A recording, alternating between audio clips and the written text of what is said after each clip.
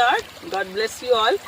చాలా మంది అంటా ఉన్నారు, మా కెమెరా మ్యాన్ కూడా చెప్తా ఉన్నాడు అనమాట నాకు, ఇక్కడ ఈ ప్రాంతంలో మేడం నీళ్లు చాలా దూరం నుంచి వస్తా ఉన్నాయి, ఈ నీళ్ళలో మెడికల్ వాల్యూస్ ఉంటాయి అని చెప్పి చెప్తా ఉన్నాడు. అయితే నేనేమనుకున్నానంటే అవును కదా, నిజమే అనిపించింది. ఎందుకంటే చాలా వేర్లు ఉంటాయంట ఈ ప్రదేశంలో, కొండ ప్రాంతం, అడవి ప్రాంతం, అటవీ శాఖ కాబట్టి చాలా రకరకాల వేర్లు మధ్యలో నుంచి నీళ్ళు వస్తూ ఉంటాయి, వీటికి మెడికల్ వాల్యూస్ ఉంటాయి మేడం అని చెప్పి చెప్తా ఉన్నాడు. మెడికల్ వాల్యూస్ ఉన్న చోటకు వస్తే కూర్చోవాలనిపించింది నాకు. ఎందుకంటే చూడండి, చాలామంది వాటర్ థెరపీ తీసుకుంటారు, ఏదైనా అనారోగ్యం వచ్చినప్పుడు వాటర్ థెరపీ అని, చేపలు ఫిషింగ్ థెరపీ అని తీసుకుంటూ ఉంటారు. బట్ వాటన్నిటికంటే కూడా నిజంగా పరిచర్య చేస్తుంటే దేవుడు మంచి ఆరోగ్యాన్ని ఇస్తాడని నాకు తెలుసు ఆ విషయం. పరిచర్య చెయ్యని రోజు ఎంత స్ట్రగుల్ అవుతానో నేను, పరిచర్య చేసేటప్పుడు ఎక్కడి నుంచి వస్తుందో ఆ శక్తి, అంత గొప్పగా దేవుడు నడిపిస్తూ ఉన్నాడు.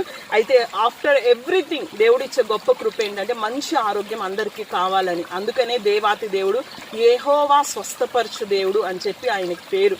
చూసారా, ఇట్లాంటి వాటి కోసం మనం ప్రయాసపడతా ఉన్నాము, కానీ ఇంతకంటే ఆరోగ్యాన్ని ఇచ్చు దేవుడు వెనకబడితే చాలా మంచిది.